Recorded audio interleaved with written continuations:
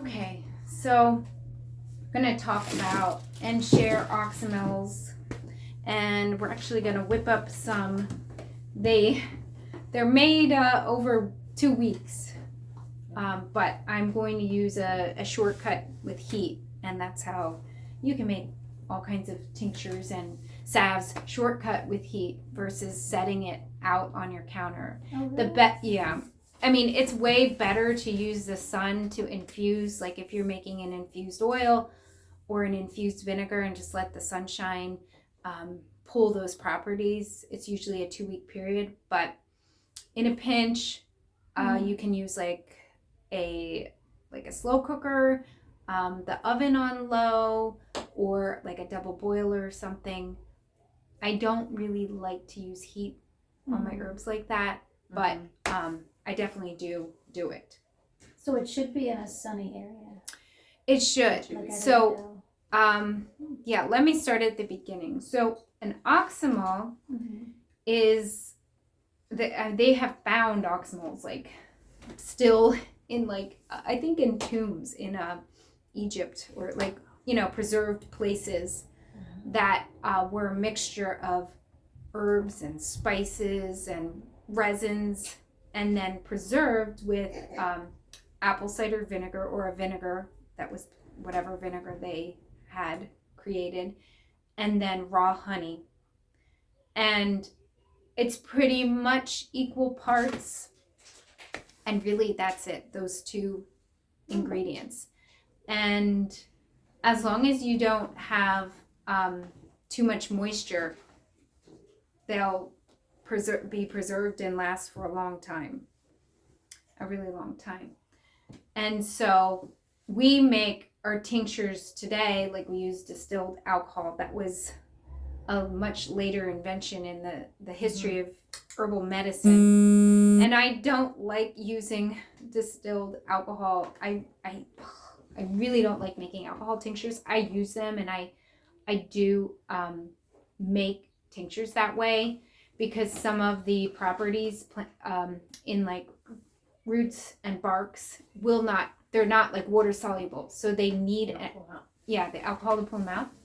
But I love using something like vinegar and honey because it's feels like more natural. You can use it more liberally, and it feels like safer, and just, I don't know, there's like a homier quality. And you can do an oxymel with pretty much any kind of plant material. It's best though with like leaves and flowers. So what I normally do in the spring is, as this certain plants start blooming, I usually work with the violets when they come up. Does anyone have violets right now? I don't yet. Yeah, I don't either. I'm in like some herb groups, and they are showing pictures of all the plants that we don't have yet. I'm like, they must be like down south a little bit or something. So I'll use violets. Do you guys pick your violets? Your wild violets? Not yet. I haven't. This is new. Well, they're wonderful, actually, for the throat, for like opening up the throat, for like sore throat or laryngitis, or just like restrictive throat muscles. The flowers, you can eat them raw. I feel like they're more potent and powerful versus dried. They're not like a very scented flower. They're super pretty. But when you dry them, they shrivel up to so small. So what I find is that I like to make them into an oxymel the best because of their delicacy. It seems better for oxymels, in my opinion, to use some of the delicate flowers that way. So I'll wilt the flowers, whatever flower, you let it wilt where some of the water and moisture from the plant evaporates. Wilting usually is like 3 to 4 hours on average. I mean, you can wilt overnight, but you want to at least have like 3 or 4 hours before you put them in with the vinegar and the honey. So vinegar can handle some water. I mean, you can add water to your vinegar tinctures, but honey it spoils with water. So you definitely want to have like some wilted flowers. So I do violets. That's usually, that will come up first. And then I want to say, dandelion flowers are the next ones that I'll do. And mainly because they're so plentiful.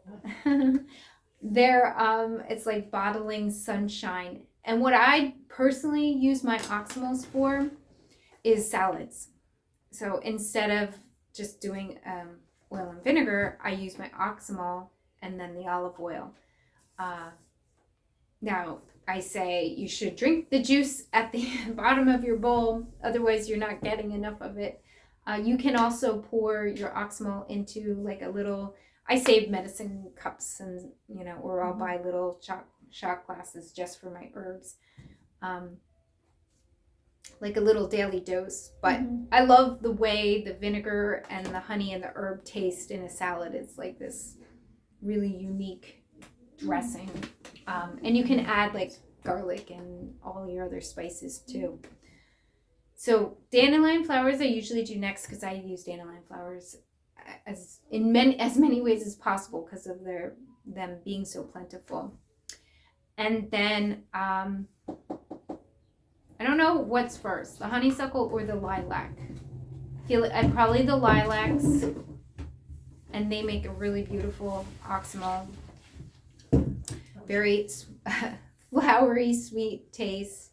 Pretty. And then I like to do the honeysuckles because again, I love honeysuckle. Like just pulling out the nectar, but they're very bland, dried.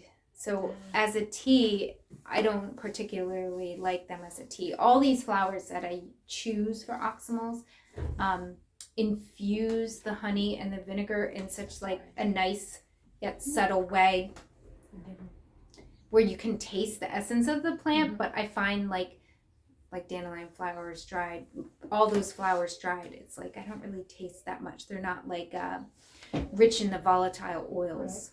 However, lilac, that plant would still be pretty good dried. So what I have tonight is one Oxymel that I made the other week with turmeric root. And I had it on the windowsill for 2 weeks.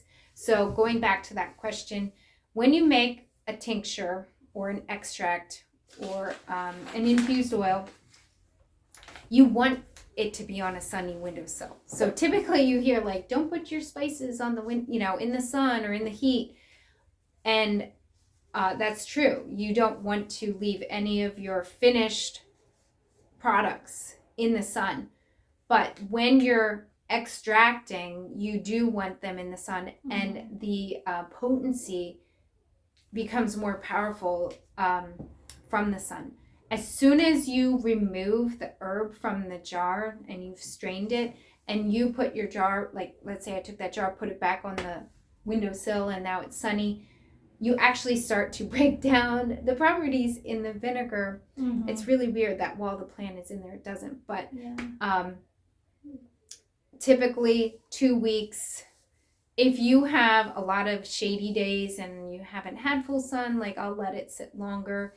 And then whenever I'm making something like that, you want to like agitate the jar, shake it every day, at least once a day, because sometimes some of the plant material comes up to the top, and if it's not covered in the liquid, it could spoil. The other thing to do when you're making like any kind of extract or Oxymel with vinegar is, let me see what this jar is like. So this one is pretty well coated. The ball jars, like I don't like to use these for vinegar because unless I put wax paper here, they start rusting. And then you can smell like a rusty smell in your, and that's a shame. yeah, so I don't use those kinds of lids. I like to save, like that's from tomato sauce. I save my jars and then boil them, and they work better because the lid is like totally coated, probably because they know that tomato sauce would probably do the same thing to the metal lids.